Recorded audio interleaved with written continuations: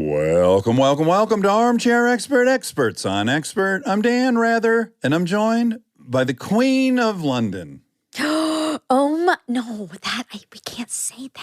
We're not allowed to say that. Well, if you're the Duchess of Duluth, I don't know. Do they know royalty is in town? No. Well, I'm really low-key royalty. Like, I like to be cash. Ooh, that could be the name of your romantic comedy, Low-Key Royalty. Ooh, it also rhymes. That's why I thought it might be a good title. Yeah, I noticed it had rhymed and thought, oh, that's a good rom-com. Wow. Today we have someone who is regarded pretty universally as the greatest living philosopher, Peter Singer. He's a philosopher and a practical ethicist. He is currently a professor at Princeton University, and he's written several books. One that really changed the landscape of the animal rights movement called Animal Liberation that he wrote, I think in 1975. I want to say it was the year of my birth. Ding, ding, ding. And he has a new version of it called Animal Liberation Now. Yes, here we go. His updated version of his 1975 best-selling book illustrates the biggest challenges of our time and all the intimately connected to our treatment of animals. Peter is very, very bright. So extremely bright. You better really wake up early and take your vitamins if you're going to try to dance with him. And I had not done that, apparently. No, you did. But you felt like you didn't. I'm not going to make you have to say that. So anyways, it was such an honor to get to have Peter come to the attic and talk to us today. One of those Mount Rushmore type academics, which is so flattering. It really is so cool. Lucky us. Lucky us. The low-key royalty. Please enjoy Peter Singer. He's an armchair expert. He's an armchair expert. He's an armchair expert. As you and I were just discussing off mic, which is, I think, relevant, you have to fly away and you have to speak tonight. That's right. For me, knowing when I have to speak publicly, that's its own static level of anxiety. And then knowing that I have to catch a flight, and if I miss that one, I'll have missed my speaking engagement. This is a double whammy. It's the second of those that really worries me. I've done a lot of speaking, and I don't normally get nervous if I know that I have no problems getting to the venue and all that's going to go fine. I'm okay with the speaking. But yeah, the flying complicates it. What time do you go on? Because you always have at your disposal, last ditch, just start driving north. I don't know. 7 p.m. the event starts. They want me to do a sound check before the doors open, so 5:30. I could skip the sound check, I guess, and just rush in. Get you on the back of one of my motorcycles, so we can get you up there in 4 hours, I guess. Really? Yeah. You're an adventurer, right? You're a surfer. You still surf? I do still surf. And you started late, huh? This is encouraging to me because I often daydream of it. You should definitely do it. And if you want an instructor and can get yourself to Byron Bay in Australia, which is an absolutely beautiful spot, I know the perfect person for you. He taught me. He's taught a lot of people of my age. He's taught a lot of famous people. Elle Macpherson, the model. He taught her. Well, if he's good enough for Elle Macpherson, definitely good enough for me. So now you've been doing it for at least 20 years, I guess. Yeah, it's amazing. I never thought I would have 20 years of surfing when I started. Yeah. I'm curious, as you age, what element of it becomes more challenging? Or is it a perfect sport for growing older? No, it does get harder. There's two things. One is my sessions get shorter because I just get more tired. You know, the effort of paddling out particularly, and also paddling into the wave. That gets harder. And the standing up is not as fluid and flexible as I would like it to be anymore. And that's a pity. And how about the falling and getting churned in the waves? I don't feel it then, but I feel it later in the evening. I feel some stiffness in a muscle that I obviously twisted in some unusual way, and I'm more prone to that than I used to be. And you've been married for quite some time. Does your wife worry as you paddle out? No, she's never really been a worrier about me. Maybe this would trouble me, but whether I'm surfing, whatever it is I'm doing, she doesn't really wait up at night anxiously thinking, am I going to get back? Yeah, that's lucky. I race motorcycles, and I've been very grateful that my wife seems to just not think about that. Right. Now, how do you teach at Princeton and live in Melbourne? Because I'm only half-time at Princeton now. I just teach the fall semester. Okay, so then you're there in what, New Jersey? Where's Princeton? Yeah, Princeton is in New Jersey, about an hour and a half south of New York City. Okay. And do you enjoy your time there? I do. It's a very stimulating university. That's the great thing about it. There's a lot of very good colleagues. There's some really exceptional students, graduate students particularly, but among the undergraduates, there's some amazing students as well. And there's a steady stream of visitors because Princeton has money, obviously, as the elite universities do here. And so it can bring in visiting fellows and bring in other visitors for individual seminars and talks. It's a great place to be. And working broadly off of stereotypes, I'm imagining New Jersey's much greener and more wet than where you're at in Melbourne? Yes, it's even greener than Melbourne, which I would have to say is greener than Los Angeles. Oh, okay, on the continuum. There are parts of Los Angeles that are green, around here, but a lot of Los Angeles is pretty dry. I went for a walk up Runyon Canyon, which was not too far from where I was staying. I was surprised how really dry and dusty that was, and the vegetation was pretty scraggly too. Just now? Yeah, just 2 days ago. Okay, because, we're coming off of the most amount of rain we've we're probably ever actually had. the greenest it's ever been. So you're seeing actual apex and abnormal Didn't green. show up there, I have to say.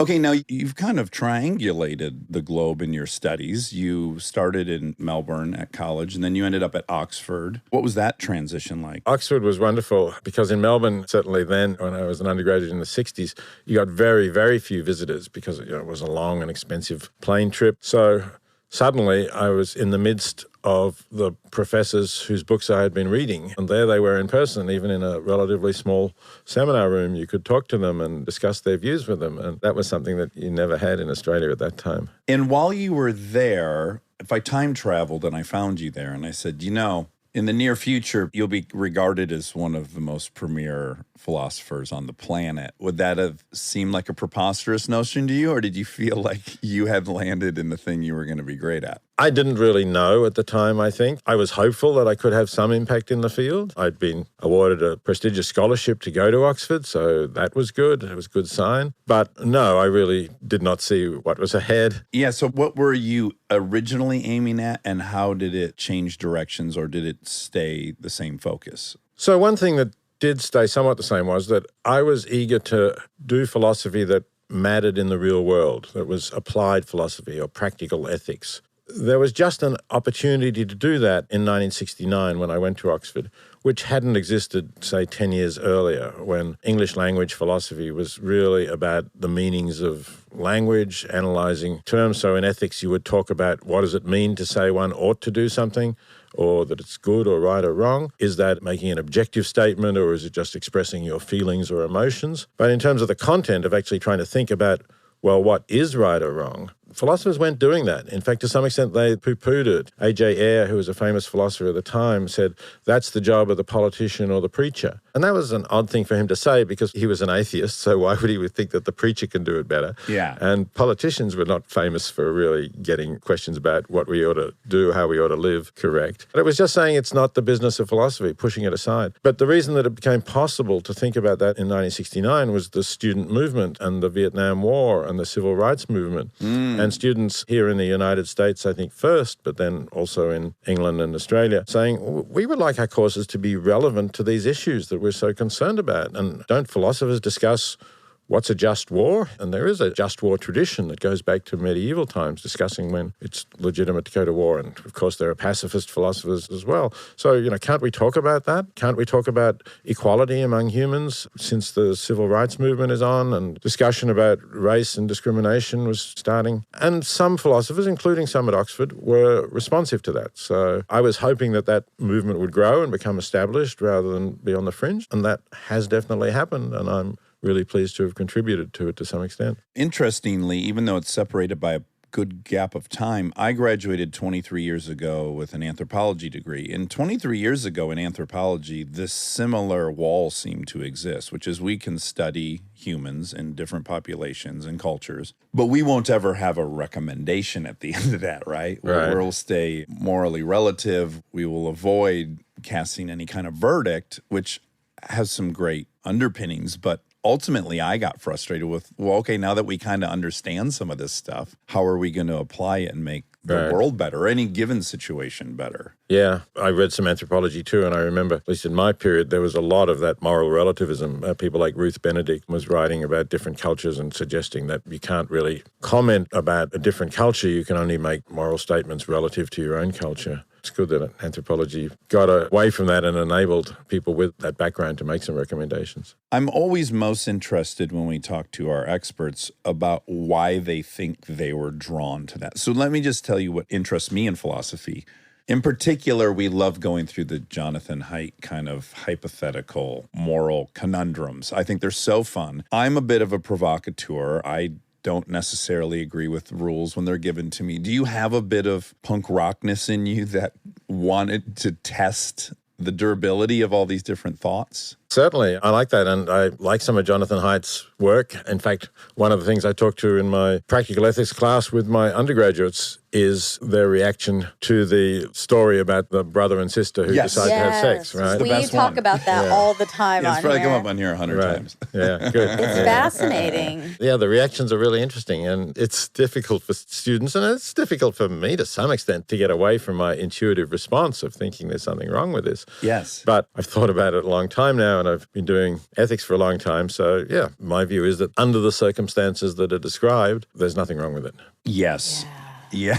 It's so yeah, weird, that's but great. yeah. That's a brave stance to take. I'm with you, and also feel the repugnant feeling of that because I have siblings. So it's absolutely disgusting to me. And yeah, I guess if somehow both people like that, then what would be the damage? Maybe we should remind people just in Oh, case. yeah, okay. So a brother and a sister go on vacation to Europe. They decide to have sex. There's no possibility of pregnancy. No one's married. There's no cheating. It's going to be this one-time thing they do while abroad, and they're going to return home, and that'll be that. Is that morally incorrect? Maybe I've left out a detail. Or I think the detail you've left out is that the story actually specifies that it doesn't disturb their relationship as siblings, maybe even brings them closer, but they don't want to do it again. That's an important fact, because otherwise you would say, in the real world, this may very well disturb your relationship as siblings. It would be damaging, yes. So there's absolutely zero negative fallout from it. Yeah, and that's what the story specifies, and that's why people's intuitions, they don't know where to go with them. They don't know what to do with them because they don't seem to work. The things that they say when they try to give reasons to justify their intuitions, they're ruled out already by the story, but they still have them and they're uncomfortable with them. So to me, the point of doing this early in my course is to say, you need to be prepared to challenge your moral intuitions. In this course, we're going to try and think about things in a way that tries to ground our judgments, tries to bring reasons into making our judgments, and we shouldn't just be satisfied with our intuitions. Some of them are clearly wrong, and some of the ones people have had historically we recognize as clearly wrong. This is another example where maybe we don't recognize it, and of course it's not an important case really because the circumstances described are not likely to arise from most siblings. Yeah. But it can lead them on to think about some other cases where their intuitions might be challenged. There's also this great book, Behave, that I recently read. It's interesting the different things that are also triggered in us biochemically, like disgust is a very specific and almost physiological response to some things that are ultimately moral issues, or what we would think of as moral. Is philosophy singularly about reason? Is it about being rational? So I think the activity of doing philosophy is about being rational, but that doesn't mean that you might not decide that our emotions are really important and we should not suppress them. So you might decide that sometimes we need to go with our emotions rather than to try to think our way through a specific situation. But that in itself is a rational judgment that you're saying perhaps the emotions are going to lead us to better outcomes if we try to reason through it. It's too difficult. Our biases and our own interests will distort the result. So let's try and go with our feelings. If we're recommending things to others, let's encourage them to have empathy with the people who are affected rather than simply try to sort of, if you like, a more coolly rational approach to the situation, which doesn't allow their emotions to play a role. Yeah, my fear or my pushback is that much of your life is just your emotional existence. It is, certainly. I mean, that's what we are. We are evolved beings who have evolved to have a lot of emotional responses, which in the circumstances in which our ancestors lived, no doubt were conducive to our survival and to the survival of our offspring, and that's why they're there. And very often, those circumstances still apply, and it's fine for us to continue to be influenced by them. But I think with some qualifications, let me give you an example. Clearly, we have a natural inclination to love our children. Not everybody has it to the same extent, but most people do. And that's a really important thing in our lives, to care for our children, to love them, to want the best for them, to fear for them if they're in danger. That's good and that's right, and that works in our society. Does that mean that we should be doing everything for them? That, for example, even if we have achieved a reasonable level of wealth and comfort and financial security for the future too, we should still be leaving everything that we have to our children? That seems to me to be a mistake. That's where our emotions might lead us astray. Yes, it's our children we care about most, but we don't think about, firstly, is this really going to be good for them to have so much maybe that in some cases they wouldn't really need to think about earning their own income themselves? And also, what about the rest of the world? And this is clearly a difference between our situation and our ancestors. We are able to help people who are far away from us. We are able to know about their needs and what we can do to assist them. So I think we have to limit our love for our children and say at some points, look, you're going to be okay. We're not neglecting you. We're not leaving you without support. But I want to also help people who are much less fortunate than you are, even though they're strangers to me and I don't have the same feelings to them as individuals. Perhaps I even never know who the individuals I'm helping are. I might be giving away to an organization that's providing bed nets against malaria. Well, I'll never know who exactly the bed nets that I funded are going to, and I'll never know which children's lives they saved. But if I give enough, I can be reasonably confident that it's likely to have saved some children's lives. So I think that's where we have to say we should certainly love our children and care for them and provide for them, but within limits given the circumstances that we're in the world. My wife would love hearing your point of view. I very much want to leave them a lot of money. And I'll tell you why. I grew up dead broke, so everything was an improvement. Right, but does that mean that you think that they really need a lot of money rather than sort of a sufficiency to be able to do some things? Well, what I think is that I grew up in this very specific situation whereby leaving me nothing was no big deal because it would have been status quo and I could only make things better.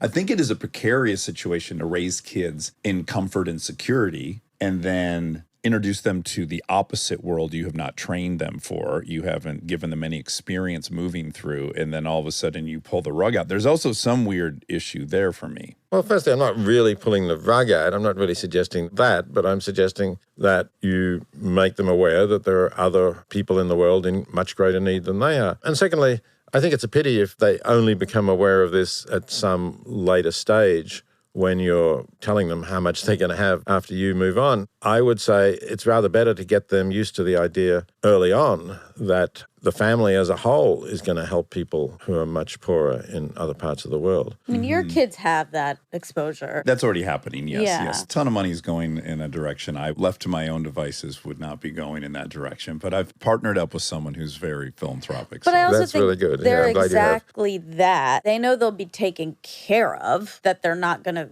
be kicked out or anything. But Yeah. they also probably know that they're not getting every penny. They probably haven't even thought about it. I just think I've shown them a world where you get to travel and see the world and you see new things and you meet new people and you eat food that's healthy and delicious. Yeah. And none of them are living on Medicare or Medicaid. Yeah. And that reality, I just think on some level, if I was really going to make them destined for that, I should have raised them that way, which I haven't and I'm not going to. Right. I don't think you should have raised them as On if they Medicare. Yeah, on Medicare, as if they I wish I needed could. public welfare.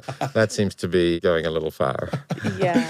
Okay, you describe yourself as a consequentialist. Yes, that's right. How does that differ from a utilitarian? Consequentialism is the genus and utilitarianism is the species. So Oh, there's a okay. family of theories that are consequentialist. That means that you think whether an action is right or wrong depends on its consequences. Utilitarians say all of that, but they say the consequences that I think matter are those to maximize happiness and to minimize misery, For the greatest number of people possible as well. taking into account the intensity of well-being or the suffering. There's this famous tag which actually Bentham himself, the founder of utilitarianism, did use but later regretted, the greatest happiness for the greatest number. But that implies that if you can make 51% a little bit happier and make 49% really miserable, you should do it. Bentham didn't really mean to say that. In fact, even if you make 99% a little bit happier, but you create absolute agony for 1%, that would clearly be wrong too. So it's taking into account the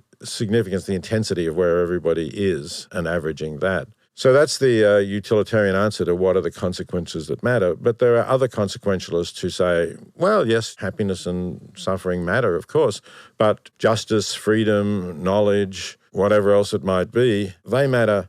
And they don't matter simply because they lead to a happier society or to happier people. They matter intrinsically.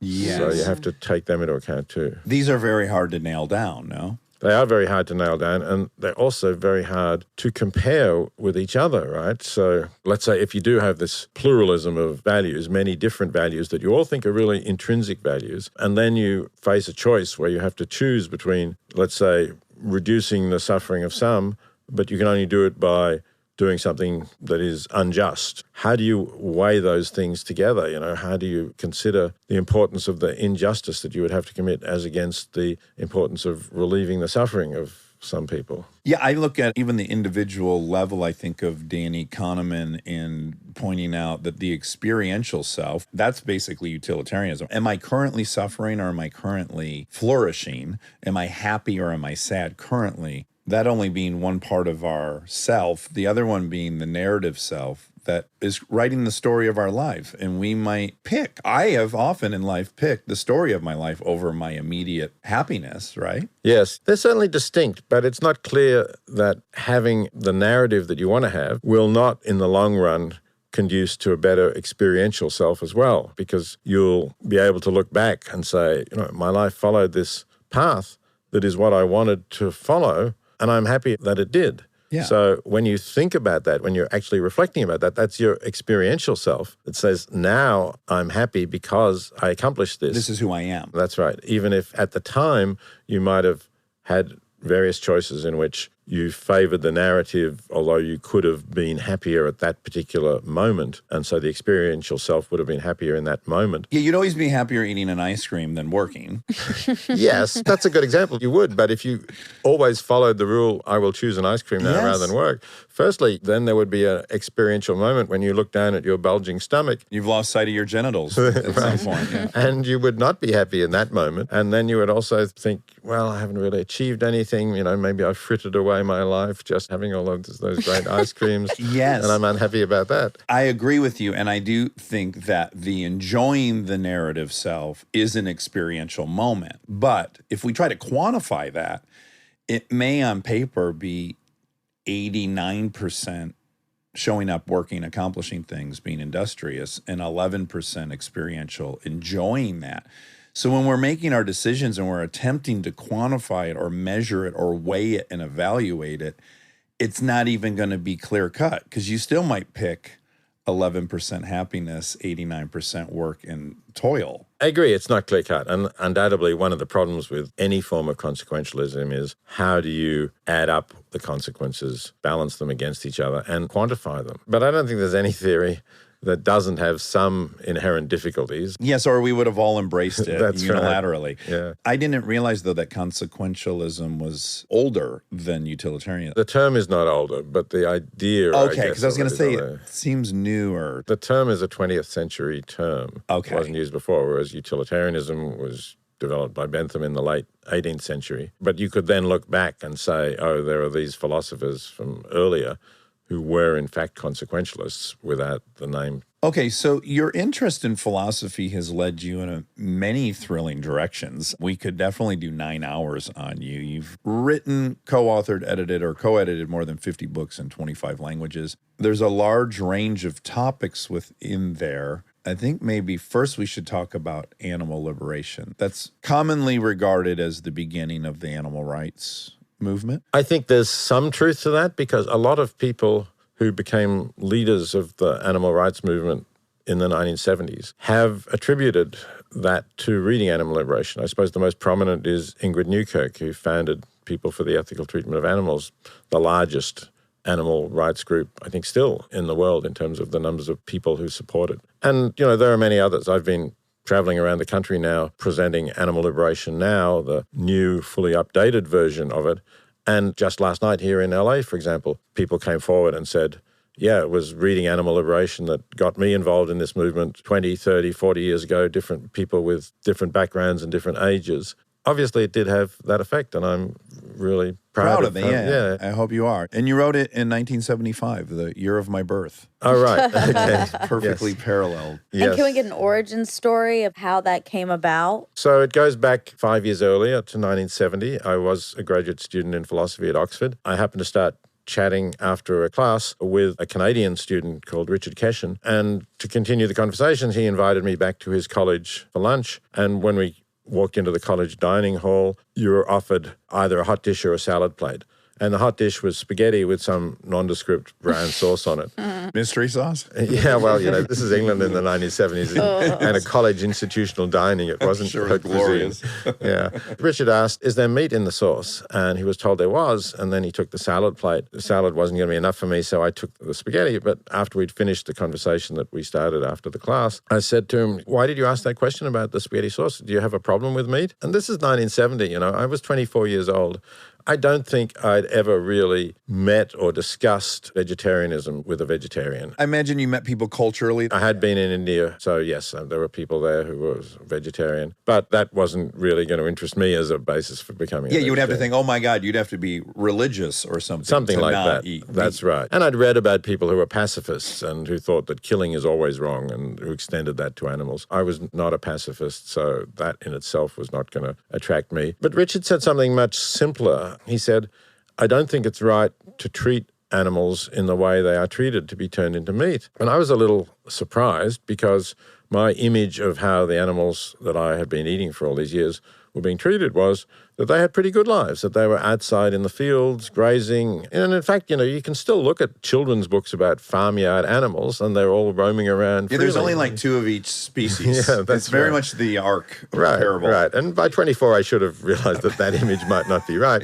But I didn't know that a lot of the animals I was eating had never been outside, that they had been crowded into sheds, particularly chickens and pigs, and also the hens who lay the eggs I was eating. They were in small wire cages. They couldn't even stretch their wings. And there was no real concern for their welfare unless it made an impact on the profitability of the enterprise. And unfortunately, often it didn't really make that impact. You could crowd animals more in these sheds to the point where more of them would die, let's say if we're talking about chickens, because they were so crowded.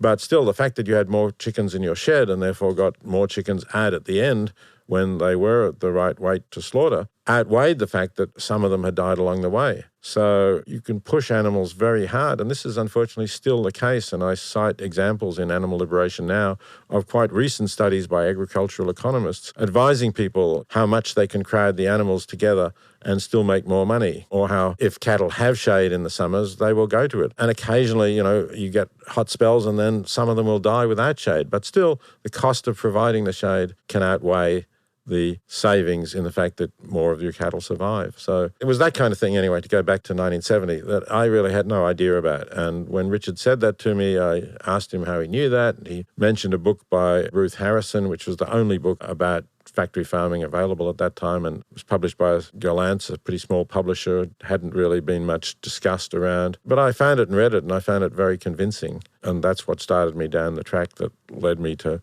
write Animal Liberation, because I thought that, yes, more people need to know about the way we're treating animals, but also it needs to be put in an ethical framework. And that was what I started working on during those 5 years when I was working on it, developing that ethical framework and making sure that that stood up to objections, as well as doing research into the way in which the animals were being treated, which showed that could not be defended by any reasonable ethical view.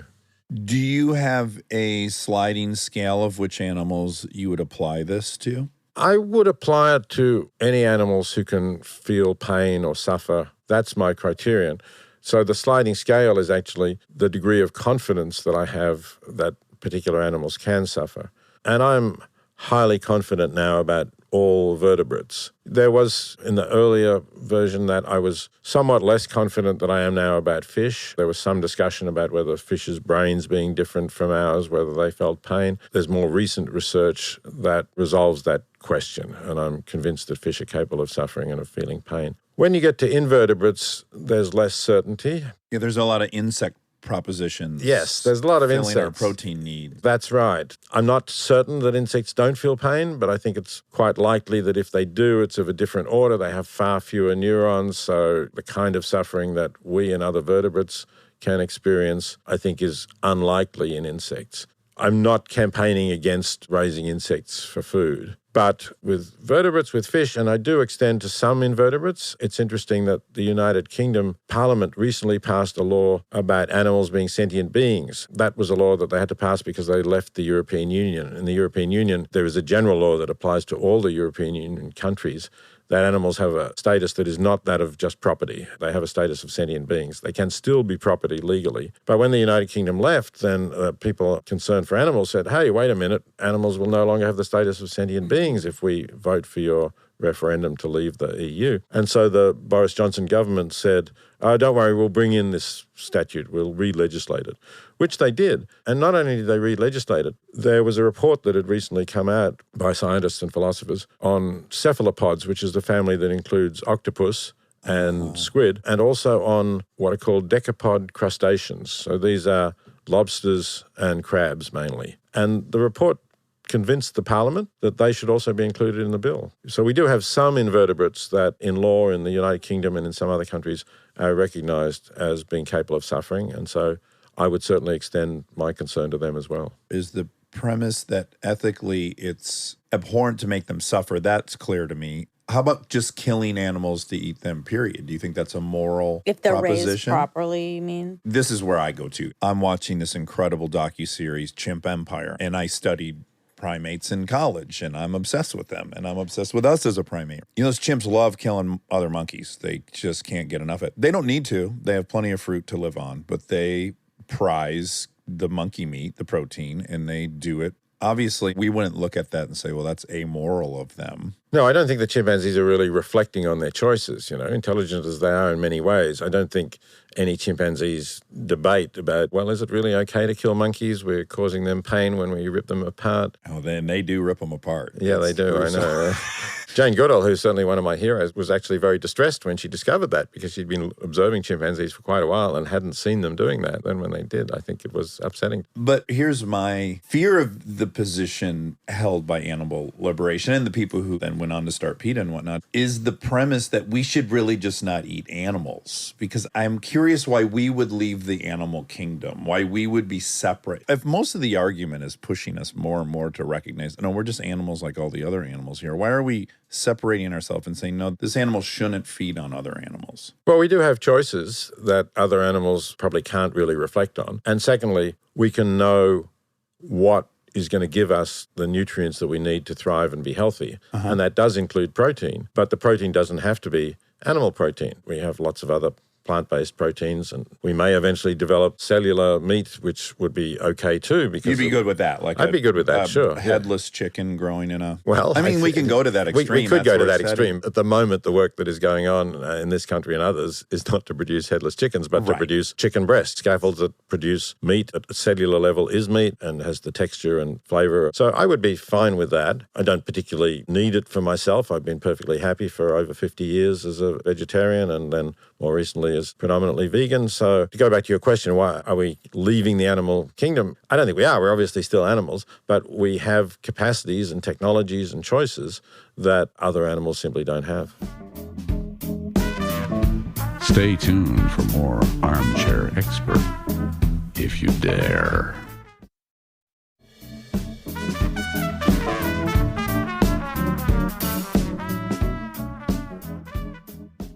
Yeah, it weirdly brings me back to the Jonathan Haidt question, which is like you can mount a rational argument for or against it. There's this intangible, in my opinion, that seems to be being ignored a little bit, which is just the reality. Animals eat other animals. We're one of the animals that eats other animals. And it's being suggested that maybe we'll stop that tradition, which has always existed in our species, just because we can. No, not just because we can. There are many things that we can do that we ought not to do, but because we see that it's harmful to those animals. But also now, I think, because we see that a lot of it is producing greenhouse gases, which we need to stop producing if we're to have a stable climate ever again. And certainly the way we're producing animals increases pandemic risk as viruses develop. But you were actually making a somewhat separate point about, as Monica said, animals who are raised in a different way. And I think that does make a difference, because you started this line of thought by asking me about killing itself. Yeah. So I would say killing animals who can have good lives normally is a bad thing because it would be better that they go on living their good lives. But there is an argument specifically with sometimes called conscientious omnivorism that says these animals, let's say they're cows and they're out in the fields and they're having really good lives, they wouldn't exist if we weren't going to kill them and then sell their flesh, because why would I bother to raise them? Take on the expense of feeding a cow and taking care of its health care. That's right. So this is, I think, an argument that philosophically goes quite deep and that I have thought about quite a lot.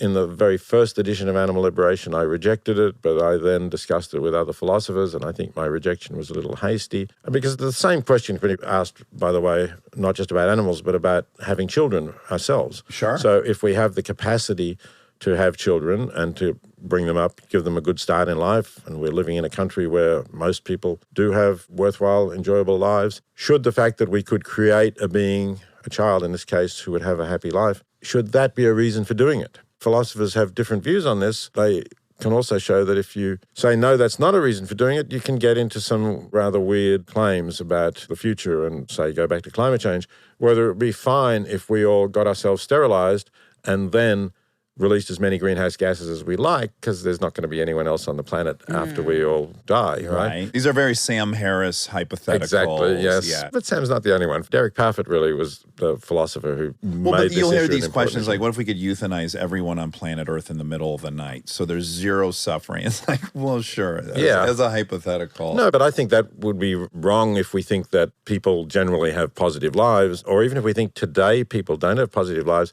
but they're going to in the future, which some people might say because they're optimistic about where technology will take us. Then it would clearly be wrong to euthanize everybody in the middle of the night.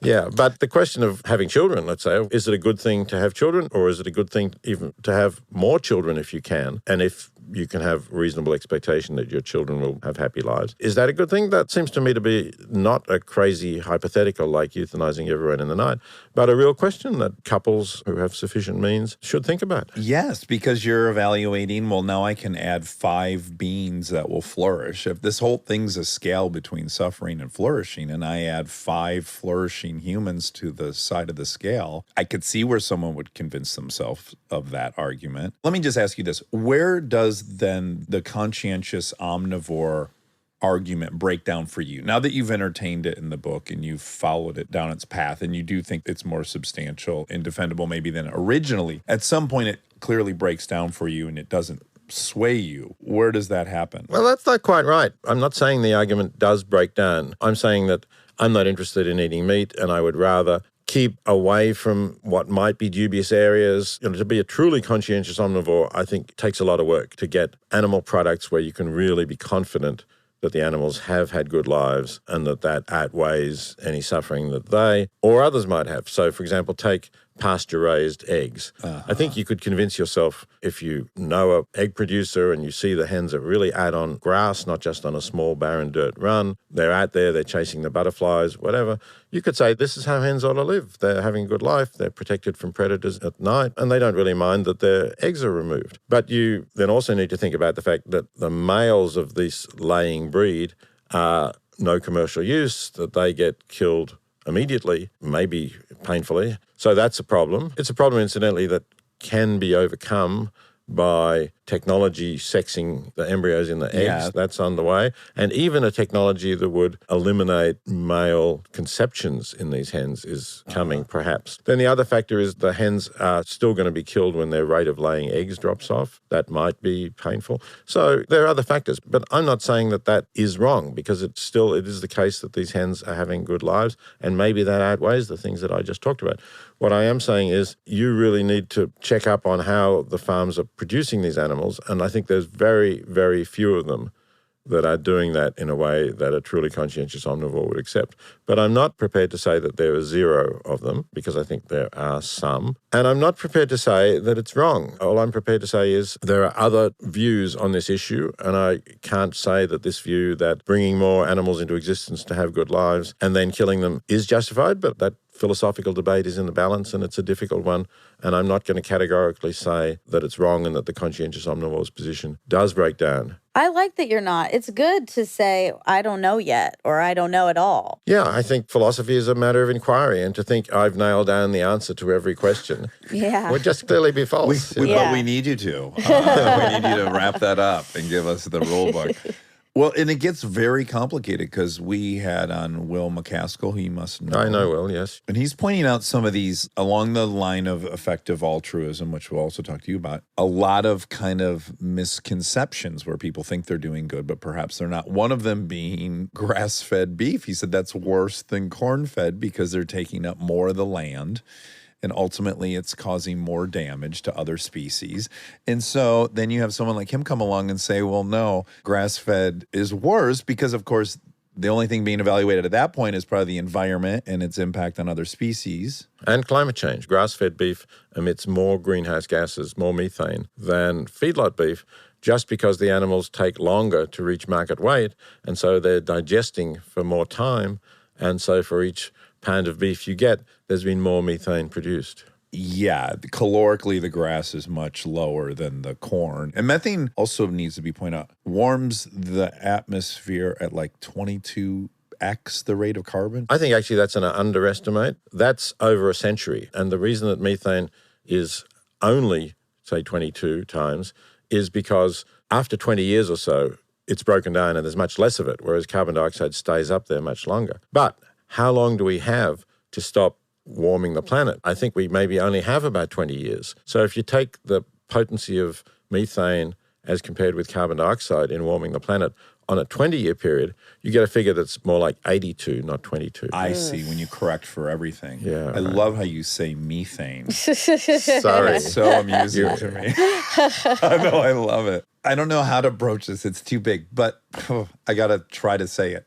So the conversation about should we reproduce? And then you have a conversation, should we eat other animals? And to me, at some point, it's the difference between what's rational and reasonable versus what's instinctual and real, which is, no, species reproduce. All animals are here to reproduce. But this current environment is new. This current environment, The climate is new. issue is new. Yes, but you track and project where population's going. It's going down. Actually, I disagree. You do. Oh, good. I think that's an optimistic prediction. It is at the moment still increasing. It's going to increase through this century, and the population of sub-Saharan Africa is still increasing quite rapidly. I don't think we can be confident that global population is going to decline within this century, and I don't think we can really foresee in future centuries. Maybe it will decline in the 22nd century, but that's a long way ahead. Okay, but many people think as all standard of living rises around every single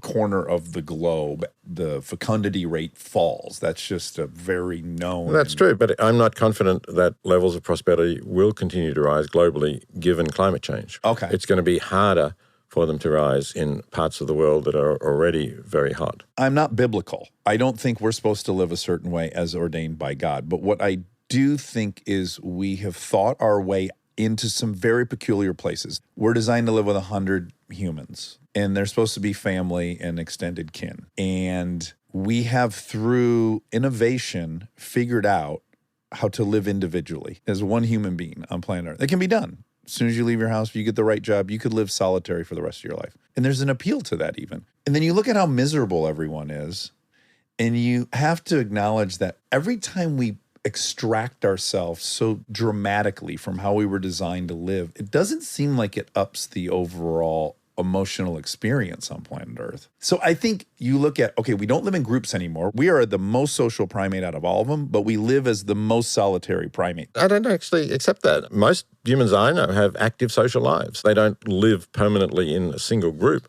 but they have wide networks of friends whom they see and visit. I agree with that, but it's not for their need. There's no vulnerability required. You don't even have to exchange any kind of service or favor or anything. It's just social. That's nice, yeah, to have friends. But I think the interdependence that we don't have on one another is pretty obvious and observable. Well, we're still dependent. We're dependent on somebody to make sure that water comes out of the tap or that electricity flows. We're still part of a very large society, a much larger one than those original ones. And that creates, I think, some problems.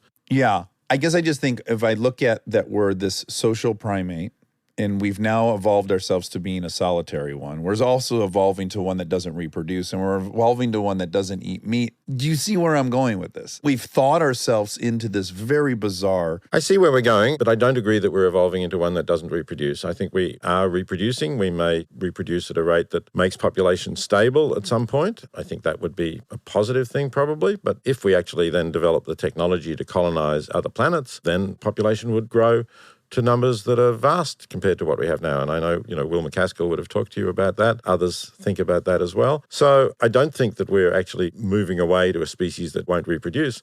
I think we might move to a species that doesn't eat meat, but that's fine. I think that's just an incidental. Then we would see that as a stage that we pass through in order to flourish and survive, and we just don't need it anymore. Yes. Now, I just also want to say, because I've been pushing back so much, I agree that it's abhorrent. When I drive up the 5 to go north in California, it's as far as the eye can see. There's no movement. They have to water them because birds will live on them. They can't even move. It's definitely horrific. And if you could see inside the chicken sheds and the pig sheds, they're actually worse than the cows that are outside you're seeing. Well, I've seen the factory, and there's a show, How It's Made, which shows you how industrial things are made. Baseball bats, golf clubs, floor mats, you name it. And one was chickens. Yeah. I was like, oh my God, yeah. And they come down conveyor belts and they hatch and they get sorted electronically. And you're like, oh yeah, they could never come into contact with either an older chicken or a human or anything. They're kind of born in a mechanized world and die in one. That's right, but there's still things you don't see. Like you don't see the fact that they've been bred to eat so much and to grow so fast that they're in pain just standing up on their immature leg bones because they're so fat and so young. They're only 6 weeks old when they're killed. They grow them that big in 6 weeks? That's right, they do. This is selective breeding. And here's another thing that you may not even think about.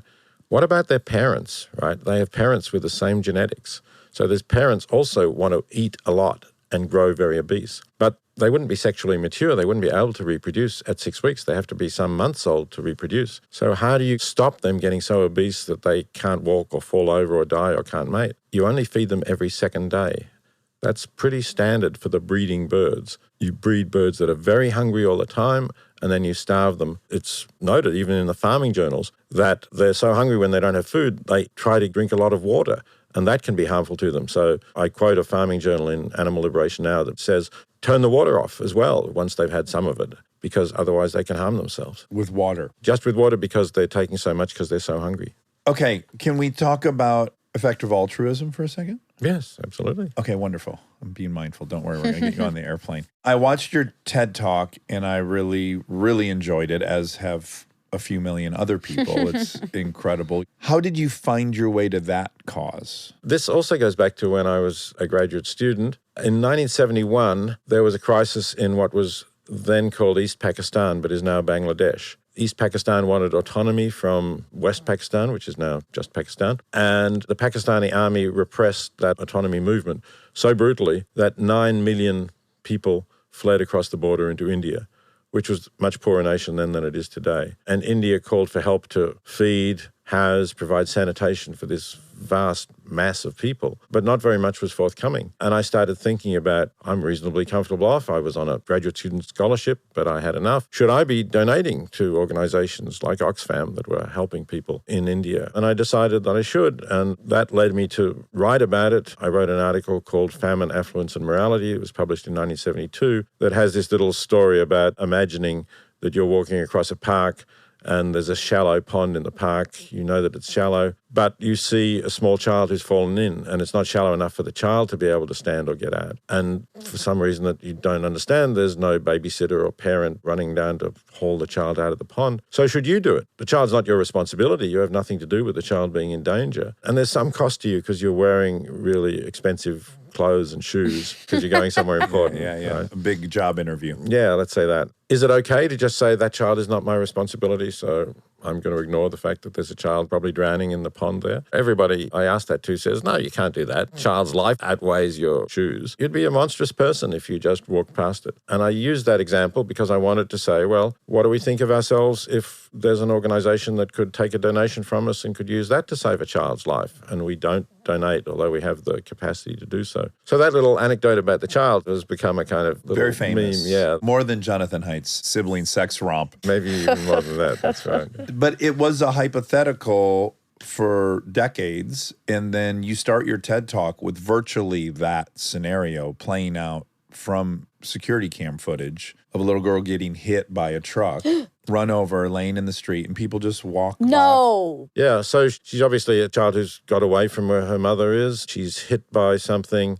And then there's these other people who walk down the street, either walking or on a bicycle, and they're clearly seeing her, but they're looking away and walking past her. I think 17 people sort of walked past her before a street cleaner saw her and picked her up and sounded the alarm. Why She do even we- got run over a second Yeah, time. that's right. Oh She my did. It's really gosh. pretty grim Yes. footage. What's happening in our brains? Because I can't just assume all those people are like evil. My Why do we guess do is that? they're going Somebody else else's is gonna problem. do it. Someone else's problem. Someone else will handle I don't want to get involved. It's pretty bad. And I show it to my students because I know that they will react negatively as you did, and they will say, this is bad. And then again, you can make this point. Aren't we in a somewhat similar situation? Not identical, of course, because the emotions are aroused when we see that child lying there helplessly. But in terms of the impact that we're having or not having, our failure to act costs children their lives. So first, that's the premise, and I'm in lockstep. That is a wonderful way to look at it. Yeah, how does the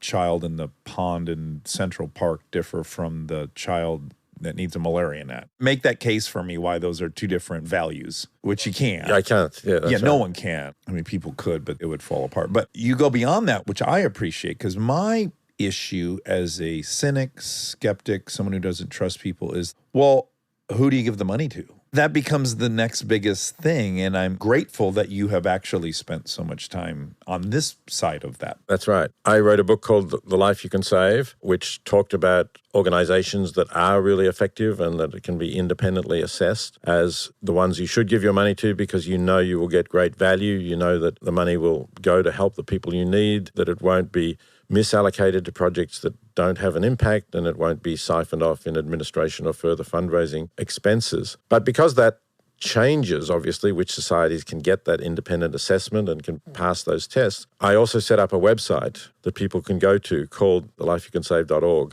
and you can click on best charities, and you can find a relatively short list, it's just 23, I think, at the moment, of independently vetted charities that have been assessed as really being highly cost effective. And you can donate directly to those charities on the website if you want to. You can read a bit more about each one. You click on a link, 100% of your donation goes to those charities. The Life You Can Save doesn't take anything. Although, if people want to donate to us to enable us to spread news about our website and continue to research our list, we're happy to take that. I got to point out 23 good ones is a little stark. Well, we're not saying that all the others are no good. We're just saying we can't really assess them. We've actually just expanded the list to include a couple of charities working in education in low-income countries. Okay. Because other organizations, there's GiveWell, for example, that also assesses charities. I was going to say that one had 3. Their assessment is even tighter. Yeah. And if you really want to have a high degree of confidence, the highest possible, sure, go to the 3 GiveWell charities, which we also incidentally recommend. We agree with them. Yeah. But the education of girls in particular in low-income countries is really of critical importance. It's been shown to have significant benefits. The ultimate upriver solution. Yeah, I think that's right. And we looked at a range of things. So we've got 2 educational charities on the website now too. Okay, so I love it. Will was so moving when we spoke with him, McCaskill, that we ended up donating a bunch of money. He kind of bamboozled us, and it worked. Yeah, you had to donate like A motorcycle. the price of a motorcycle, and I had to donate the price of my shirt times 3. He really got us. He got us. I'm wondering how you work through the math of being a consequentialist, being an effective altruist. It seems to have a bit of a triage approach, right? Which is, let's go to what's the vast majority of children dying? There is another aspect of effective altruism. It's not only the scale of the problem, but there's also two other issues we talk about. One is the problem neglected? Certainly if you're talking about rather rare diseases that people are not studying, then they may be very neglected, and you may have the opportunity to make a breakthrough because you try some line of research that the few people doing research in this area have not thought of. If you go into heart disease or cancer, there's so many people working on this, the chance that you will actually have a real impact are probably lower. I see. It doesn't mean you have to go for the scale. You can go for, is it neglected? You can also go for what's called, how tractable is it? What are the chances that we can reduce it or even eliminate it? You need to think about those things as well. So there is space for us to worry about things that are less numerous. Yes, there certainly is that space as long as it is something that is significant and where you then have a prospect of making an impact on it. Going back to the girl who got hit, I think, and this sort of speaks to what you said about us getting a little more isolated as time has progressed. I think that's true because I think there's a new flaw in our thinking where we just believe none of that's my business. I mean, I'll just give an example. So I was leaving a restaurant the other day. We were in Beverly Hills and it was very nice. It didn't feel scary or anything. But I was walking to my car, middle of the day, and there was a kid sitting by himself, and he looked young, outside of a store. And I thought, this looks kind of weird, and this kid is by himself. And I kind of peeked into the store to see, and I was like, okay, I think that's probably his mom, but I don't know. And then I just left. And then I thought about it in the car. I thought, this was probably bad. I probably should have at least checked in and said, this is someone's kid. But then I thought, if I did that, then they might be mad at me because Well, free-range parents, like, come on. Well, they'd be like, I'm not neglecting my kid, or my kid was just having I don't know. But then I felt so guilty after. Why didn't I just check or even check with the kid? But there's this sort of like, that's none of my business. And in fact, it would be worse to ask. Yeah. It's weird. I understand that feeling, and there have been occasions where I've regretted that I didn't check up on something, that nothing bad was going on. So I know the feeling. You may say to yourself, I'm just too busy, right? That might be another excuse. example. Yeah, that's right. There's this famous example of research that was actually done at Princeton about theology students who were told to give a lecture on the Good Samaritan, and they were told, you have to give the lecture in another building. And on the path between the two buildings, they had put a stooge who was acting as if he was having a heart attack and was in trouble. Oh, right? This is great. This is great. Yeah. This is evil. God, this is evil. So the question was, of course, would the theology students who were about to give a lecture on the Good Samaritan stop to help the stranger who seemed to be having a heart attack or some trouble? Some of them did and some of them didn't, but it turned out that a crucial factor was if you'd said to the students, you're running a little bit late, I think you better leave right now, they were significantly less likely to stop to help the stranger than if you just said, you might as well go now, you got plenty of time, but why don't you head over? Someone else out here is probably killing a half hour before class. They can deal with it. They have the time. I'm busy. And actually, I have to admit, not with somebody who I think was dying, but in the kind of situation that you were talking about with the child, if I'm in a hurry, I think, somebody else will look after it. I've really got something important to do. Right. And then later I think, look, it wouldn't have mattered if I took a couple of minutes to check out. Yeah.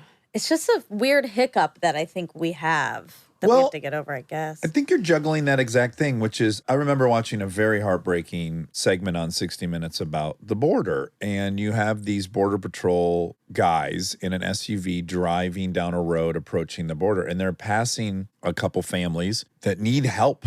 And they can't. There's too many. They can't stop and do it. They won't get to their ultimate mission, which is to go help the one that's already called. Like, there are certain pressure cooker realities where everything's so terrible that you're forced to step over a lot of dead bodies. And weirdly, living in a city of 12 million people like LA, there's 60,000 people living on the street. If you were to actually stop and help all of them, you actually would never get anywhere. So now you're acknowledging the reality that I don't have the capacity to stop and help everyone I see. So once you've decided that, well, I'm not going to help all of them. Well, which ones am I going to help? Now I'm already on a road to, I've already decided I'm not going to help a lot of people. That's true. And I've noticed that on this visit, actually, it's a few years since I've been in LA, and there seem to be a lot more of these tents and encampments of homeless people, and it's really distressing. My last question to you is, I think from the outside, when I learn about you, you're kind of zigzagging through many of the political borders. So you write this book, Animal Liberation, and now the updated one, Animal Liberation Now, which everyone should check out. That puts you on the very far left. Then you write or I don't know if that's the actual order, but practical ethics. In that book, you make a very kind of bold assessment of perhaps giving parents the right to euthanize a child with severe disabilities. That's its own shitstorm for a while. Right. That kind of throws you deeply on the right in some weird way. Or I don't even know that puts you on the right or the left. Your peer-reviewed journal you started, which is called The Journal of Controversial Ideas. The Journal of Controversial Ideas, yes. And I read the topics in there. I'm so drawn to that. Like, that's a bullseye for me. You've thrown a perfect pitch. I love that type of commitment to free speech. As you've weaved all over, I imagine you find that you have enemies everywhere. It seems like the hardest row to hoe in that you could have just stayed on the left, and sure, half the people would have hated you, but half would love you. But then you dance over here and you dance over there, and do you find that you've just had enemies on all sides and lovers on all sides? And what's that been like? Yeah, it's been a bit like that. I don't think any of these issues are really just one political side. Even the animal issue, which you said is on the left. There are conservatives who are certainly opposed to factory farming. Matthew Scully, who was a speechwriter for George W. Bush, wrote a book called Dominion, in which he was strongly opposed to what we're doing to animals. You have Schwarzenegger. There's some people, yeah, but just broadly speaking. Broadly speaking, I suppose. I'd like to see, though, more conservatives coming to the cause of animals. You got to hit them with the defense of our country strategy that global warming will create great civil unrest. Jeopardize the safety of Americans. But they can be Christians and they can follow what Jesus said about helping the poor. No, they care more that Jesus said no gays. That's much more important. Right. They're focused on that. And that's such a distortion of any fair reading of his message. But yeah, the Journal of Controversial Ideas certainly does seem to some people to put me siding with the right. But I think you have to take a broader view of free speech. And it used to be the left whose speech was denied, especially in this country. Academics were fired from universities. I was presented by the University of Pennsylvania with, I think it was called the Scott Nearing Award, because he had been a professor at Penn, and because he was a socialist opposing capitalism, this was about, I think, 1910 or 1920, he was dismissed. And then McCarthyism, of course. So I think it's a really short-sighted mistake of people on the left to be not standing up for freedom of expression, because, eventually they will be on the wrong end of it. And I think we make progress through challenging ideas. I don't support all of the things that are said in the Journal of Controversial Ideas. I just support their right to have a place to publish, which is being denied to them. And we see that some of the authors put in little notes, footnotes, or thank us saying this article would have been accepted by this journal, but it was sort of vetoed on political grounds after the reviewers had said it was a well-argued piece. It's a very cool premise for a journal in that it's peer-reviewed, yet you can also publish anonymously. That's right, yes, if you don't want to be on the receiving end of all of that abuse and the problems that people have been in when they've said controversial things. About a third of our authors have taken advantage of that opportunity to publish anonymously, but I also welcome those who said, no, I'll put my name to it and I'll stand up to whatever. I read an interesting New Yorker interview with you, and the interviewer seemed to have all kinds of concerns about the Journal of Controversial Ideas and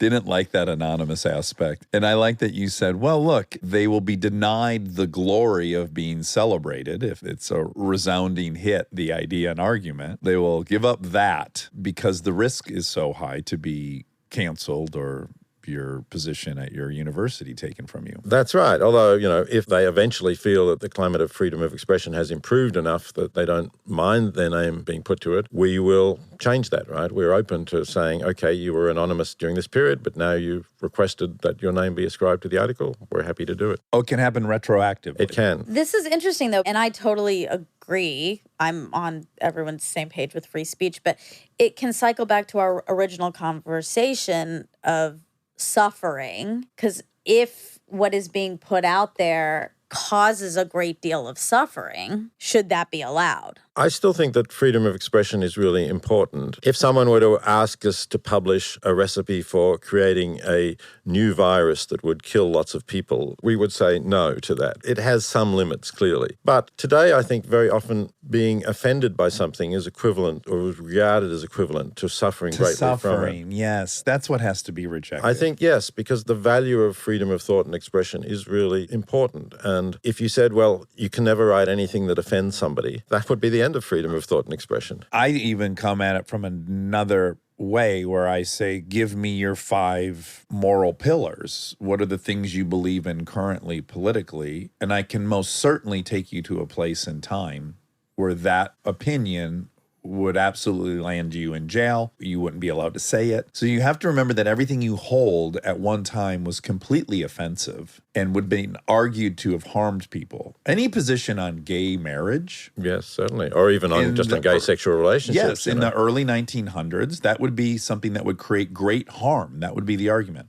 To suggest that people could live this way would be creating harm. Right. So all the things you believe in, you have to first have the humility to admit they were offensive at some point. Well, not all of it is what you believe in. Part of it is your identity. I don't think there's anything in there about this. But if there's like a whole declaration that Muslims are bad after 9/11, that's not just offensive. That can cause harm. Sure, that wouldn't get through our peer review. Right, I think, exactly. Right? I'm taking it away from that because that wouldn't be in there. Even that, I think the most important thing to remember is that silencing that argument doesn't make the argument go away. It just keeps it out of those pages. Whereas bringing bad arguments into the light is exactly how we defeat and move off of hard arguments. Like it's almost a null. There's no point in that position because bad ideas have to be defeated by better ideas. That's right, yes. And as I say, we do publish articles that we disagree with, but we invite people to respond to them. And we hope that we will get more people responding to articles they disagree with,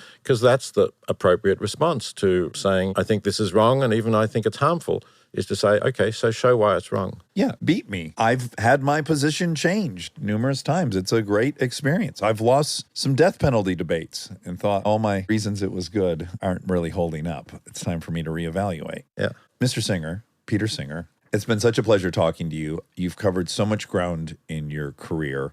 I urge everyone to check out your many, many books, Practical Ethics being one, The Life You Can Save, which you had mentioned, but most importantly, Animal Liberation Now, which has been brought fully into the 21st century and has all the same wonderful things that made it survive the test of time, and it's only gotten better. So I urge everyone to listen to that. And I'm also envious of everyone that gets to see you speak tonight in San Francisco. Thank you. I really appreciate the chance to speak with you and with Monica and to reach that wide audience that you have as well. All right, our pleasure. Also, everyone watch Peter's TED Talk, The Why and How of Effective Altruism.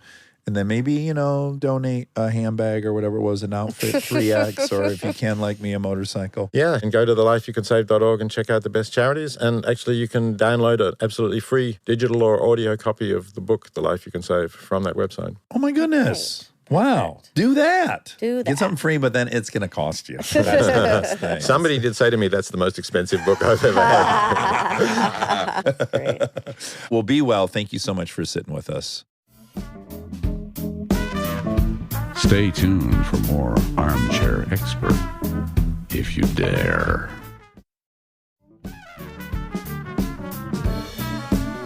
Next up is the fact check. I don't even care about facts. I just want to get in your pants. Hello. Hello. How are you? You should put on a different dress. I should. I have a really fancy dress, You do? but I don't know when I want to wear it yet. Well, not black tie, not gala. Let me see. Show it to me. Okay, hold on. Help. Help. Ooh. Oh, wow. Do you love it? Yes. Beautiful. I love that. Yeah, that's kind of a mustard. It is, and it has yellow polka dots. Oh, my God. Oh, the polka dots are yellow. From here, they appear to be white, but they're just lighter yellow. Yeah, they're white. Oh, okay. I was going to say, that's crazy they're popping that much yellow on yellow. No, they're white. It's a nice dress. I have to decide when I want to wear it. Do you think you'll go back to Lena's stores and wear it? Or you have some bigger event? Because No. Lizzie Kaplan doesn't like it Okay, there. she really tainted the well for you. She yucked your yum. She kind of did, but I respect it. That's her charm. It totally is. Well, she's just a truth teller. You trust her. She's trusted. She's a very trusted brand. If she's in something, I know she'll be good. Yeah. Can't say the project will. Who knows? That's in God's hands. But she'll be spectacular in it. That is right. Do you want to see another thing I have? I want to see everything. Wait, did you buy that dress there or did you bring it? I brought that, but I Okay. bought something fun. Uh-oh. Oh, it's in a garment bag. I didn't even know. Oh, you get what you pay for. I wish I had a mic I stand. know, you need a third arm. Uh-oh. Starts with a P, ends with an A. Primavera. Yeah, it's a pasta. It's a primavera. Is Prada Italian? Oh, wait. Prada overalls? Wait, mini skirt? Yeah, it's a Prada denim, like overall, but skirt. Which is so my like what we wore when we were kids, like my age kids. Yes. But Prada. I know. Where are you going to wear that? God only knows. Ugh. So that was exciting. Yes. Now, again, you've heard me complain about this in the past, and I might be ill-informed, but I don't really understand shopping in the age of being able to order everything from the designer. Could you have gotten that at home? I think so. I mean, definitely if I Okay. had searched. But I haven't seen that. Like, I am very aware of what's out there. Yes, you keep On your the eyes internet. peeled. Yeah. I do. And I'm always searching Net-a-Porter and I'm like aware, okay? Yeah. And I've never seen that. Right. It's not what I expected. I could find it, but it's not everywhere in a way that some of the other things are. Oh, and I got a little sweater that I had been wanting for a really long time. Really long. And I keep looking at it and then not getting it. And then when I was in the store, they had a different color that I liked even more. I had never seen. Oh, thank goodness that you waited. Thank goodness. Oh, my gosh. I know. So those were my shopping excursions. Do you have that with cars? Like you'd want to see it and feel, or no? Of course. I'd prefer that. You froze on me, though, and I don't like Oh, that I can't no. see you. Hold on.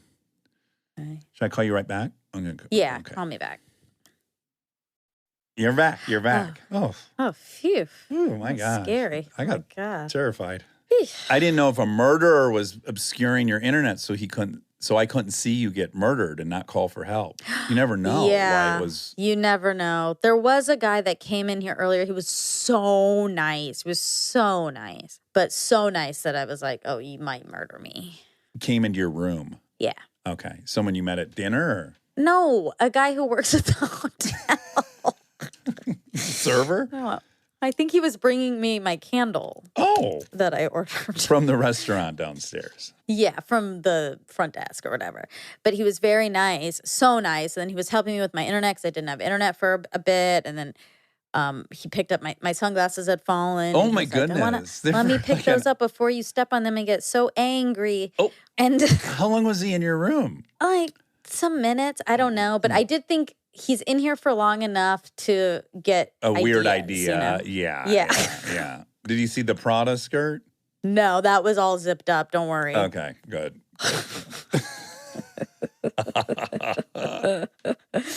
But he was really nice. It's just a fine line. English you know? gentleman? No. Okay, this is another thing. I feel for some reason I've encountered so few British people. It's like everyone has an accent, but they don't sound British. Uh-huh. Other Europeans? Yes. Yeah. It's weird. Yeah, people like to get up there to see London when the weather's nice, I think. Oh, yeah. It's one of the great cities, right? One of the Great 5 great city. cities. The It big is. 5. What does a shoke do when you're shopping? Lose his Oh mind? my God. This is okay. Okay. Because I get exhausted when I'm with women who shop. I get like immediately exhausted when I walk in the store. He kind of does. He doesn't look at anything. Like he's not looking at any men's stuff or anything. He's just following us. Yep. And then With at his one hands. point, we're in the intimates. Oh, unmentionables? Yeah. Oh my God. And I did think, why is he just standing here? Like, Yes. Fuck but off, he kind man. of has to because where else is he going to go? He doesn't want to get lost either. You guys are in another foreign city. I know. And we were in Selfridges, which is an amazing department store, but it is huge. So you would get lost. So he would have to stay close. But he did end up stepping away and kind of just standing by the elevator. Did you buy some unmentionables in front of him? Yeah, Oh my goodness. I know. But I didn't like him being nearby while I was looking at some of those No, things. you're holding it up to your. Like checking the sizes Yeah, and stuff. Yeah. But I didn't like it. He didn't like it. He went to the elevator. Okay, he's good. Great. He got out of there. He got out. Does he complain at all? No. He never. Mm-mm. Whoa, that's a hard one for me. You've seen it. I'm like, I'll meet you guys somewhere, but I can't walk from store to store and go in and out. Yeah, And, I totally get that. Like, that's how I feel about them going sightseeing. right. I hope they get pictures with the guards, though, in front of Buckingham Palace. You want them to have that? Yes, in fact, I want them to get that, and then I hope they send it to me. Okay. Well, Will you tell them if they get that photo to send it to me? Yeah. Okay. Yeah. So, but he's a trooper when it comes to shopping, but I make sure stuff's worth his while. We went to a really cute wine bar that I love. He liked that a lot. Oh, good. He had some wine or some beer? He had wine. He had beer at lunch. He had a beer. And then we had wine later in the day. And then he said, I said, well, Dad, they have beer here if you want it. And he said, no, I like mixing them. Oh, interesting. Like the opposite of what you're supposed to Yeah. be doing. It's like, no, I had beer. I'm going to have wine now, and I'm going to have beer later. Yeah, Okay. his saying is liquor and beer, and you're in the clear. Yeah. And I was thinking, because you talk a lot about people's constitutions. Sure. My father has the most steel constitution. Yeah. It's yeah. crazy. And not just drinking, but he never gets sick. It's crazy. Yeah. Well, he's a man. That's what a man's supposed to do. Man's supposed to get hit in the head with an anvil and just keep walking. Well, also, we have some family nearby. In London? And, yeah, outside of London. And they had recommended that we go to some place outside of London.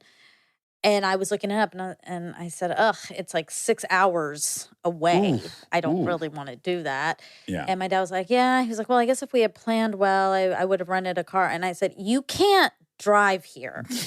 He could. What are you talking about? And he was like, it's not that different. And I said, yes, it is. It's like turning and all of this stuff. And he was like, no.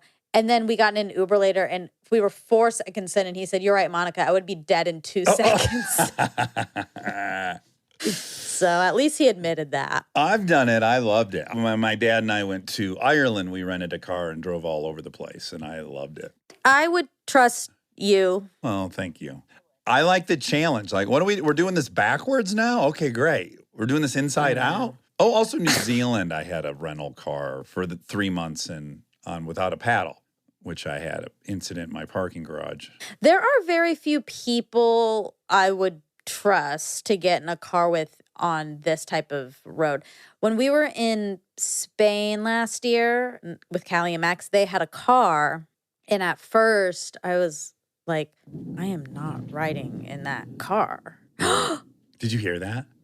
Yeah. Yeah. Was that the thunder? And the lightning. Wow. And the thunder. It's getting sexy.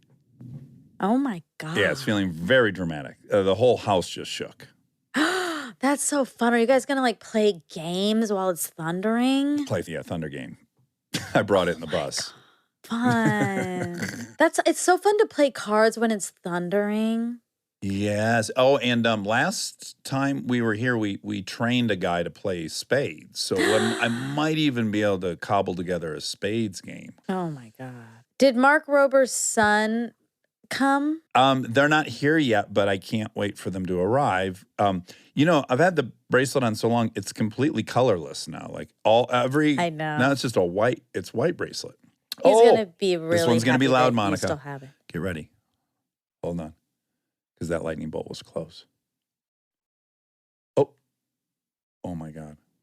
What if I got zapped right in front of you? No, you're in the Big Brown. No, I'm not. I'm not in Big Brown. I'm in the the cabin. Oh, yeah. Could you hear that? It's Yeah. shaking the floor. Yeah, is it wood? Yeah, everything's wood. Oh, gosh. That is bad. Is it? Yeah, for lightning. You're not supposed to be on wood? No, yeah, that's what it strikes. What are you supposed to be? I think lightning knows that wood is made from trees, and so it does that. Should I get you inside your hotel room? Exactly. Anywho, okay. Well, wait, what were we saying? Your dad, he's a good boy during shopping trips. He handles his wine and beer mixed beautifully. But he doesn't know how to drive. Oh, yeah. I wouldn't trust very many people. Oh, So when with we were in Spain, I thought, I am not riding in a car. And I think I have, it's not anything against Max at all. It was just like, I don't trust, I need proof that that person can really do that, drive on the opposite side of the road. Yes. But in Spain, it ended up being normal. That's right. We're fine in Yeah. Spain. Yeah, we're welcome. So then it in was Spain. fine. Yeah. And I did ride with him and it was great. Good. All right. Well, let's get into some facts for Peter Singer. Oh, I do want to say this. Oh, okay. You're not going to like that I say this, but I feel I Okay. feel ethically that I need to acknowledge when I'm not good. I really think people need to know. I know when I'm not sharp, and I got to say this interview in particular with Peter, I was not at my best, and it should have been a lot better. The dancing should have been good. I sucked that day. I have deep regret about how offline my brain was that day.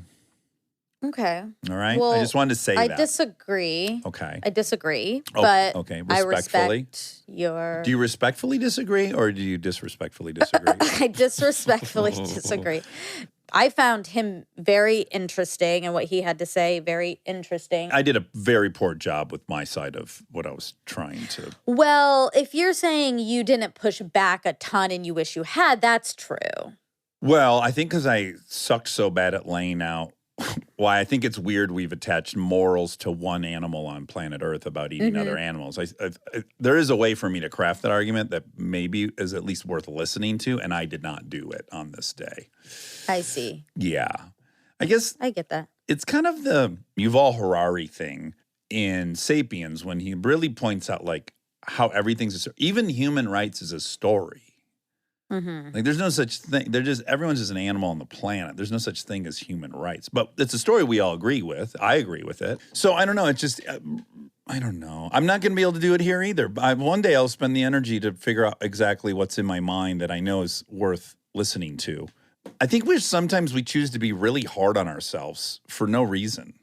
Like, like we've removed ourselves from the other animals and we're like, all animals eat other animals, but we're going to hate ourselves for doing that.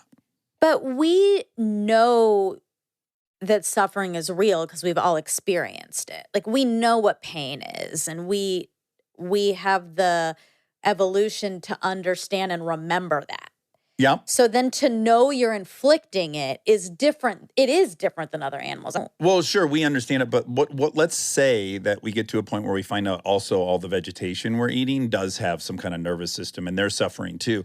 You can see some people committing suicide over this. Like, I guess that's my point is I think we're born with the original sin. The reason the original sin makes sense is we all walk around with this a little bit of original sin. We feel guilty and bad all the time for some unknown reason, just as a baseline.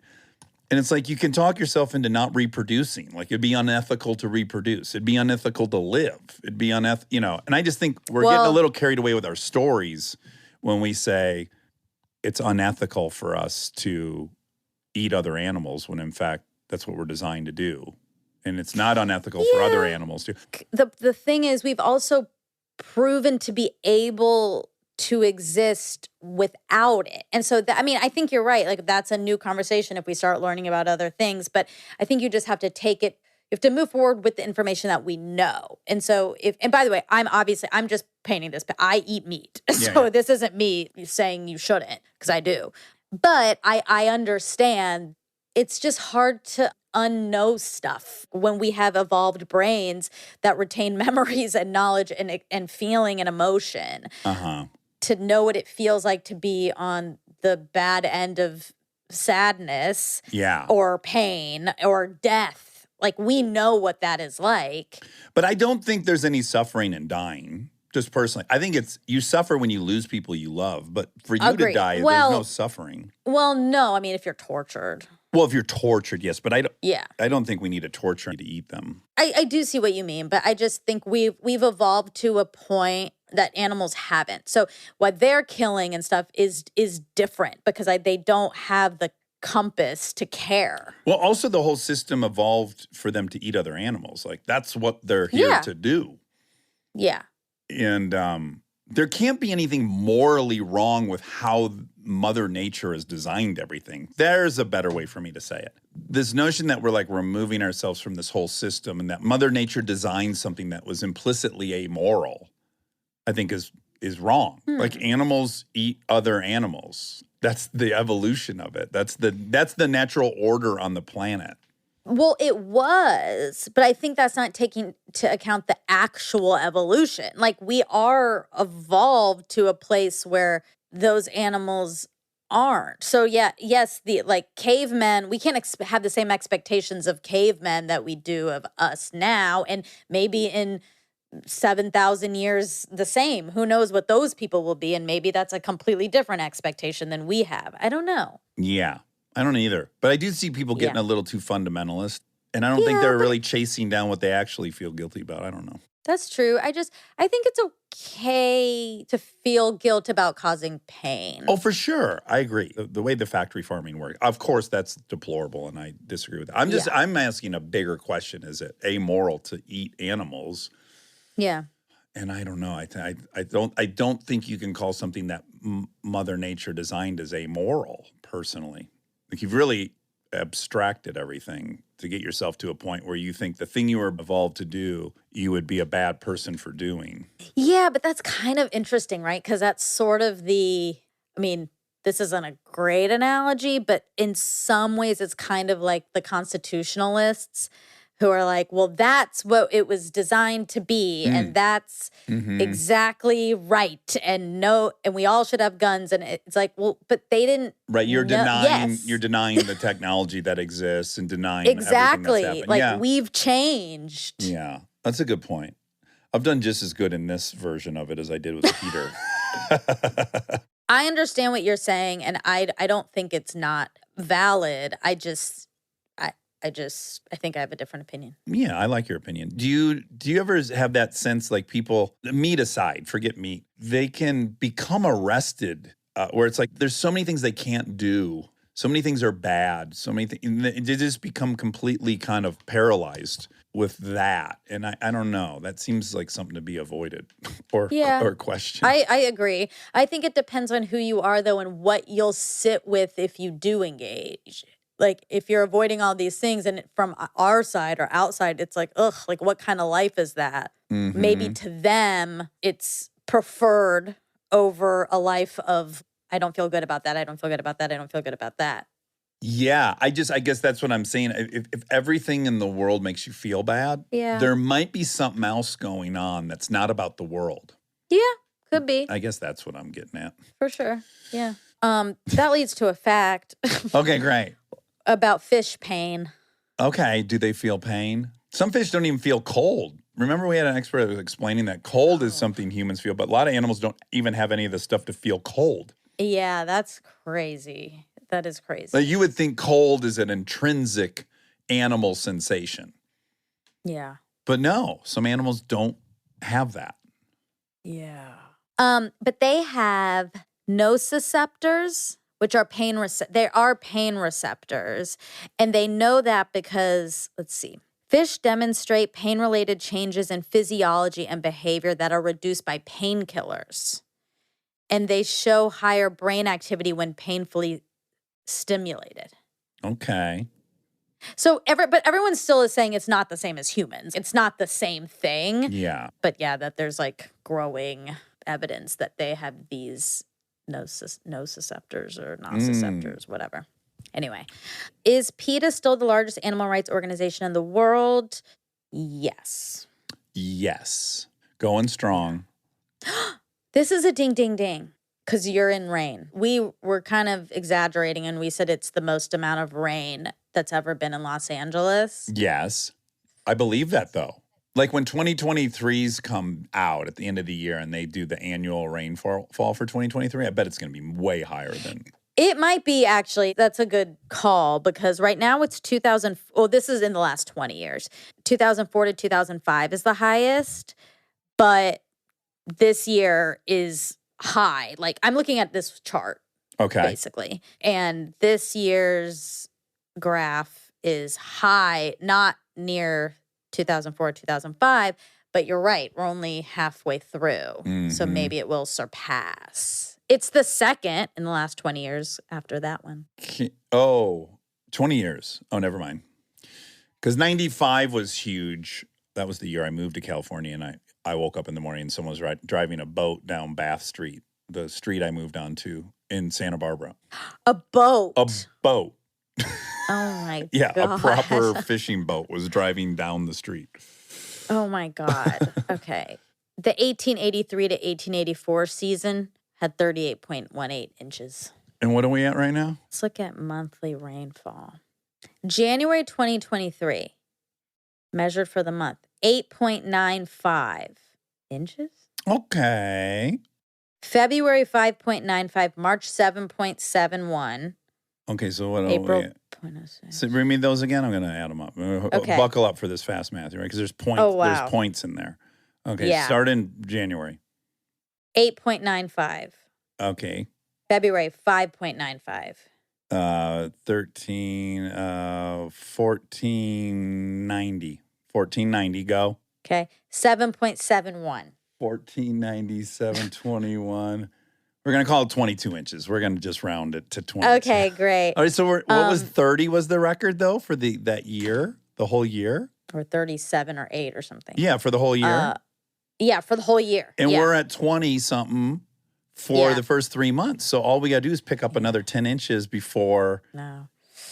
you got to I get really don't want to, though. 10 inches. That's it. I really don't want to. I hate it. I don't want it to rain anymore ever again. I don't care what happens. I don't care if we all burn up. I don't want it. I want to burn. I want to die on the face of the sun.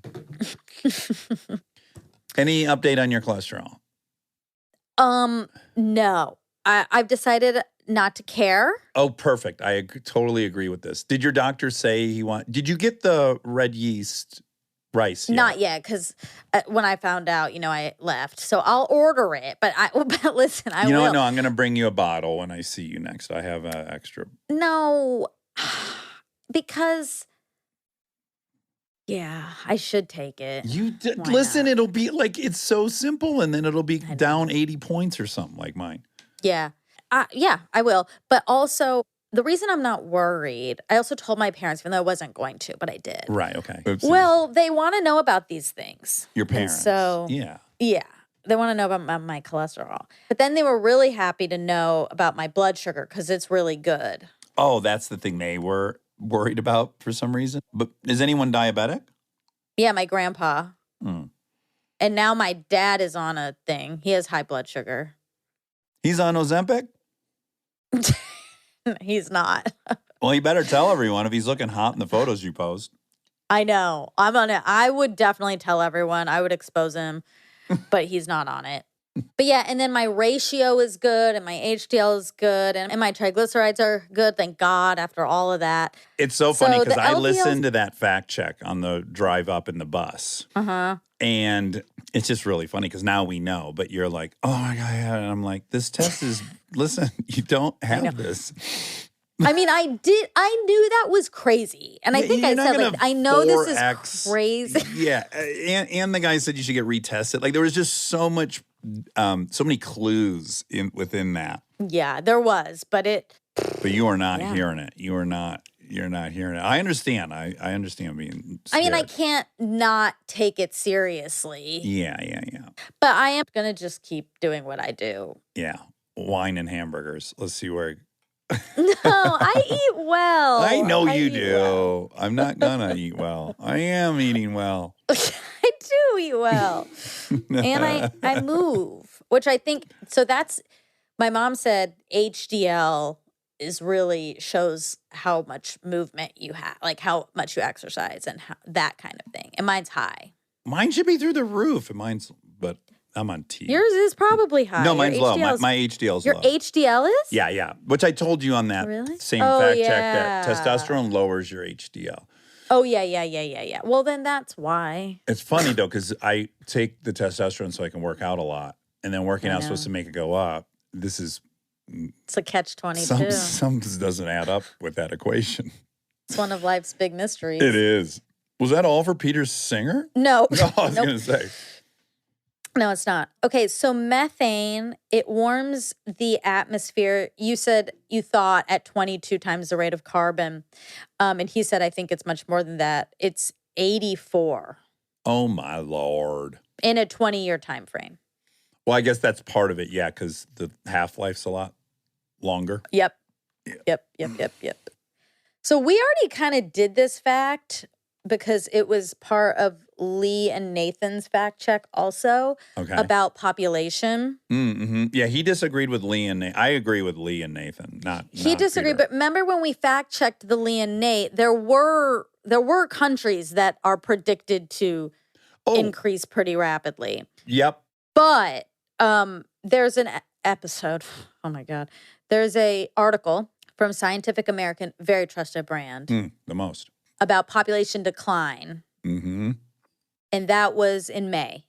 And so I'm not going to read it, but people should read it if they're interested in that. And it's called Population Decline Will Change the World for the Better. So this is saying kind of what we were saying, that developed countries and the more developed are going to have less and less people.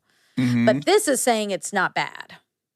It's tricky, though. There's obvious reasons it's going to be great. It's going to be less of a suck on our resources, on the ocean being overfished, on all this stuff, global warming, all that's going to be good. But every country's economic model is based on the notion the economy is going to grow at a given percent, right? And so they're borrowing against that, they're lending against that.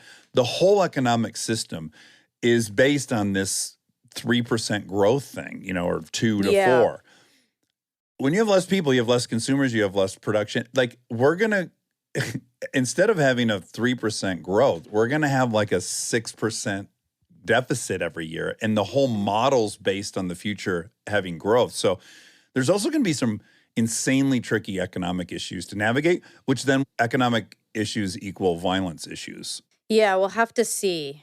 I mean, Then AI will be doing everything at that point anyways, I guess. Well, I've already transitioned into 100% unemployment, so maybe it won't matter.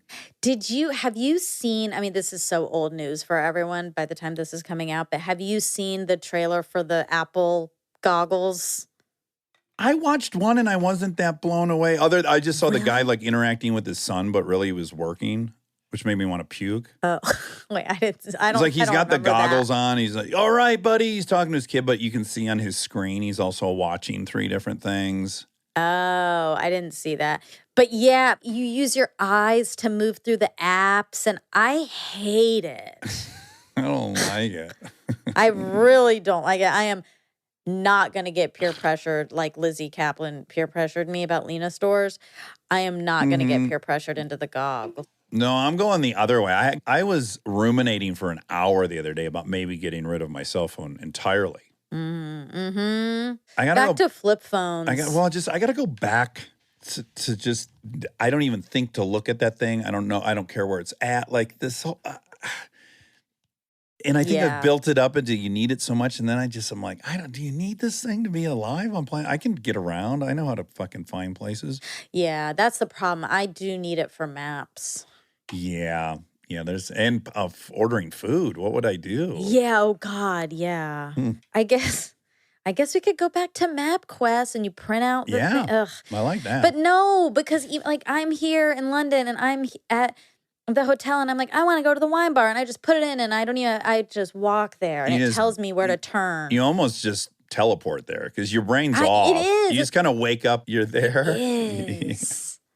That's a nice way of looking at it. We do in some ways have teleportation. Mm-hmm. You just turn your brain off and then you wake up and you're at Lena Stores. If you could teleport, but you were going to die 10 years early, but you don't know that date, would you do it? No. Would I trade 10 years of my life for the ability to teleport? No.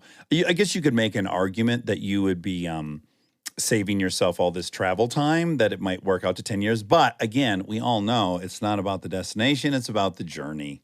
Yeah. Yeah. Teleporting won't make us happier. None of this shit makes us happier. It all makes us less fucking happy. I was just reading, what was I reading? I started one of the books that Megan Phelps Roper sent. Oh. And yeah, it's just about the first 2 chapters are about how prevalent it was in the 17 and 1800s where white people would be kidnapped by Native Americans and live among them, the women and children regularly. Some men were allowed to live. And many of them, this really high rate of them, once, quote, rescued, they returned. But there's not a single case of a Native American getting held captive by the white people release where they wanted to stay with us. And he's like, that's a huge clue.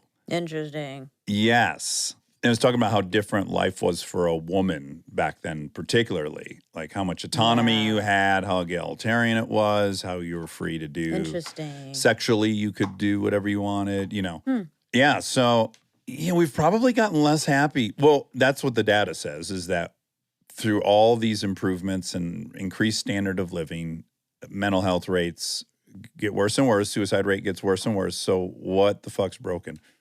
Yeah, no, it's really true. I think I know. that's what it was. I was reading that book. That's exactly when I decided that maybe I want to get rid of my phone. Yeah, it's hard out there. Yeah. Think that might be it. Well, we're lucky we got to talk to him. He's an older gentleman, and he's the world's most revered philosopher. And we got a chance to talk to him, and in person, It no is less. crazy. It is crazy. Yeah, another one of those people that it's shocking you get to sort of sit in front of. They come to you. It's Nuts. impossible. Nuts. It's not possible. Absolutely nuts. The sim is good. I was thinking about the sim on the ride up. Do you ever think about this aspect of the sim, that you take for granted that your full history has happened? Like yesterday really happened, the day before really happened. But you could have literally woke up today. Today could have been day one in your sim, and you have all these memories of talking about the sim and everything. But today could be day one. There's no way for you to prove you were here yesterday. Weird. Because do you mean the Yes. memories were implanted? Yeah, like you're just, you zoom in and I'm me. I have all these memories and all these ideas, but really it started this morning. Oh, Ew, God. grody. That is so weird. Hold on one second. Someone's But- knocking at the door. Oh, okay. You know what I thought for a second? What? I know that there's going to be someone on your trip that's very exciting. And I Uh-huh. thought maybe it was her. Wouldn't that be something? That would be. That would be really something. And this was just left on and she had no idea. Well, no, I thought she was going to come in to say hi. Ah, no, it was people wanting to change the bedding on something, but I'm in the wrong room. Like we checked into this room and turns out we're supposed to be in a different one. So I think people are waiting to get into it, but I'm recording. So I had to tell them like, hey, I'm in the middle of recording. Can boy. you come back in 10? Okay, well, that is all. All right. Well, Peter. I love you. Safe travels home, okay? You as well. Okay. I'll pilot the bus safely, I promise. Okay, and don't catch any more bugs. I will try my hardest not to. All right. Bye. All right, bye.